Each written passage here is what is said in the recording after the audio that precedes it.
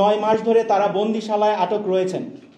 আমরা গভীর উদ্বেগের সাথে জানাচ্ছি, প্রাপ্ত অভিযোগ অনুযায়ী তাদের বিরুদ্ধে এই পদক্ষেপ নেওয়া হয়েছে মূলত বাংলাদেশের দূতাবাস থেকে সংযুক্ত আরব আমিরাতের কর্তৃপক্ষকে সরবরাহকৃত তথ্যের ভিত্তিতে। এটি একদিকে যেমন প্রবাসীদের মত প্রকাশের অধিকার হরণের দৃষ্টান্ত, অন্যদিকে মানবাধিকার ও কূটনৈতিক দায়িত্বের চরম লঙ্ঘন। আমরা মনে করি যে এ ধরনের পদক্ষেপ একটি গণতান্ত্রিক রাষ্ট্রের চরিত্রের পরিপন্থী। রাষ্ট্রের দূতাবাস যেখানে প্রবাসী নাগরিকদের সহায়তা ও নিরাপত্তার আশ্রয়স্থল থাকার এবং হওয়ার কথা, সেখানে তাদের বিরুদ্ধে নেওয়া সাংবিধানিক ও তাদের বিরুদ্ধে নিয়ে এই অবস্থান আমরা মনে করি যে এটি একটি সাংবিধানিক ও আন্তর্জাতিক আইনের পরিপন্থী। আজ আমরা স্পষ্টভাবে সরকারের ও পররাষ্ট্র মন্ত্রণালয়ের কাছে দুটি জরুরি দাবি জানাচ্ছি। দাবি 1, আটক প্রবাসীদের বিরুদ্ধে আনীত সকল অভিযোগ অবিলম্বে প্রত্যাহার করতে হবে এবং এটি একটি সুসংহত কনসুলার কমিউনিকেশন চ্যানেল স্থাপন করতে হবে অবিলম্বে। দাবি 2, দ্রুত কূটনৈতিক ও আইনি পদক্ষেপ গ্রহণ করে এই 26 জন প্রবাসী নাগরিককে মুক্ত করে দেশে ফিরিয়ে আনার দ্রুত ব্যবস্থা গ্রহণ করতে হবে। এই 26 জন প্রবাসী বন্দী থাকার ফলে তাদের পরিবার বাংলাদেশের চরম মানবিক সংকটে পড়েছে। পরিবারগুলোর মারাত্মক আর্থিক সমস্যায় ভুগছে, সন্তানেরা পড়াশোনা ও ভবিষ্যৎ নিয়ে অনিশ্চয়তায় পড়েছে এবং পরিবারগুলো প্রতিনিয়ত মানসিক চাপ ও হতাশায় ভুগছে। তাদের একমাত্র অপরাধ ছিল দেশের গণতান্ত্রিক আন্দোলনের প্রতি তাদের ভালোবাসা ও সমর্থন। আজ আমরা বাংলাদেশের প্রতিটি মানুষের কাছ থেকে এই বার্তাটি আমাদের জনগণ এবং রাষ্ট্রীয় কর্তৃপক্ষের কাছে পৌঁছে দিতে চাই। এই 26 জন মানুষ কেবল নাম নয়, তারা প্রত্যেকে কোনো না কোনো পরিবারের শেষ আশ্রয়, জীবনের চালিকা শক্তি। তাদের মুক্তি এখন কেবল সময়ের দাবি নয়, এটি একটি রাষ্ট্রের নৈতিক ও মানবিক দায়িত্ব বলে আমরা মনে করছি। আমরা আজকের এই সংবাদ সম্মেলন থেকে প্রধান উপদেষ্টার দৃষ্টি আকর্ষণ করছি, আপনি দ্রুত ব্যবস্থা নিয়ে এই 26 জন প্রবাসী এবং এর বাইরেও আরও যত প্রবাসী রয়েছেন সবাইকে স্বাভাবিক জীবনে ফিরে আসার সুযোগ দিন। আমরা আপনাদের, বাংলাদেশের সমাজের এবং বাংলাদেশের সকল সাংবাদিক সমাজের সহায়তা কামনা করি যেন এই সংকটকে সর্বোচ্চ গুরুত্ব দিয়ে গণমাধ্যমে তুলে ধরা হয় এবং রাষ্ট্র দ্রুত কার্যকর পদক্ষেপ গ্রহণ করে। আমি আপনাদেরকে সবাইকে আবার এখানে আসার জন্য ধন্যবাদ জানাচ্ছি। আমি Tariq Adnan Moon, global coordinator, NCP diaspora alliance. ধন্যবাদ।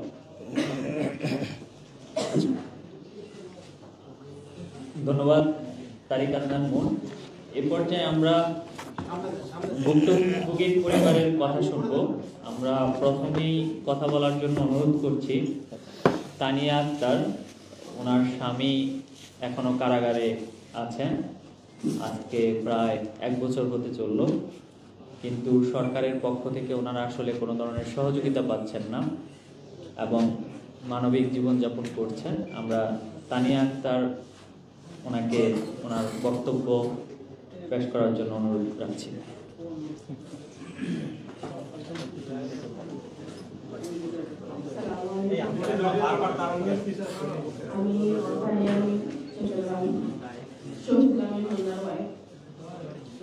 আজকে এখানে উপস্থিত হওয়ার একটাই কারণ, আমাদের যিনি আছেন শুধু একজন না, ওনারা লিস্ট মোতাবেক ওনারা 26 জন আছেন।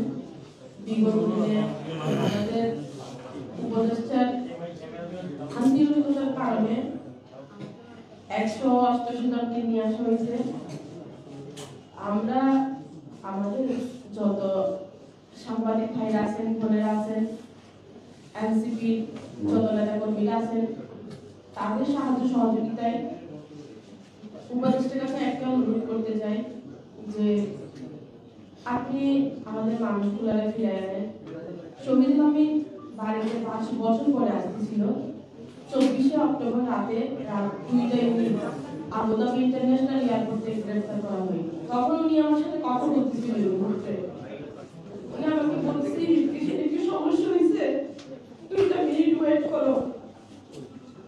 এরপর থেকে ওনার লাইফে অফ হয়ে গেছে। 2 মাস 38 যাবত আমরা ওনার অপেক্ষা করতেছিলাম। আমার বাবা বলছিল, মা তুই কান্না করিস না, হয়তো তারপর অবশ্যই কল দিতে পারে না, তুই যাবি। প্রত্যেকটা মানুষ এয়ারপোর্টে গেছে চেক করার জন্য, ওইখানে আসে নাই। আমাদের ইন্টারন্যাশনাল এয়ারপোর্টে খবর দিয়েছে, ওনারা বলছে পুলিশ প্রশাসন ছাড়া কাউরে সিসিটিভি ফুটেজ দেখতে যাবে না, কেউ কোনো তথ্য দিতে পারবে না। 2 মাস 18 দিন যাবত আপনি কেউ জানি না উনি বেঁচে আছেন না মরে গেছে, আমি কেউ জানি না। ফ্যামিলির অবস্থা এতটা পরিমাণ খারাপ হয়ে গেছে বলার বাইরে। ওনার মা যখন শুনছে, ওনার মা ওই দিনে চুপ করছে। ওনার পরিস্থিতি খুবই খুবই মারাত্মক ছিল তখন, ছেলের কথা ছিল। এখন উনি স্বাভাবিক না। আমার 2টা বাচ্চা আছে, একটা বাচ্চাটা 5 বছর পরে দেখি উনি এসে। আমার বাচ্চাটা যখন বলে আম্মা আমার আপু আসছে না, আপু কই, তুমি তো বললে যে আপু সকালে আসবে, তাহলে কেন আসতেছে না?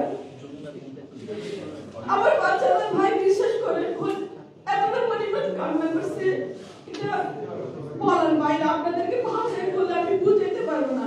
একটা সন্তান যখন মা থেকে জিজ্ঞেস করে, মা সবাই ওদের আব্বুরি নিয়ে ঘোরাফেরা করতেছে, ঈদ কাটাচ্ছে, ঈদ উল ফিতর কাটাইলো, ঈদ উল আজহা কাটাইলো, আমরা কোথায়?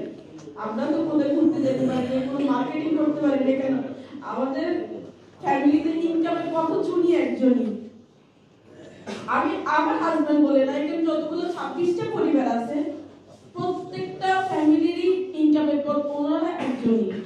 কিন্তু এখন ওনাদের এতটাই পরিস্থিতি খারাপ হয়ে গেছে যে আপনাদেরকে ভাষায় বলবো, অনেকজনের ট্রিটমেন্ট থেমে গেছে, অনেকজনের চিকিৎসা করাইতে পারতেছে না, অনেকজনের বাচ্চা স্কুল। ইনফ্যাক্ট আমি বুঝি আমার বাচ্চা একটা 3 বছরের পুরো বাচ্চাকে আমি স্কুল থেকে নামিয়েছি শুধুমাত্র টাকার অভাবে।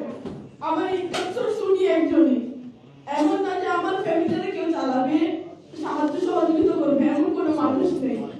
শ্বশুর স্বামীর আছে থেকে দুবেলা দুপুরে খাইতে পারতেছে, এটুকু। এর বাহিরে আর কোনো কিছু নেই। আমি রাহিদ ইসলামের ভাইয়ের সাথে আমি যখন চট্টগ্রামে গেছিল 20 তারিখ, আমরা যাই নাই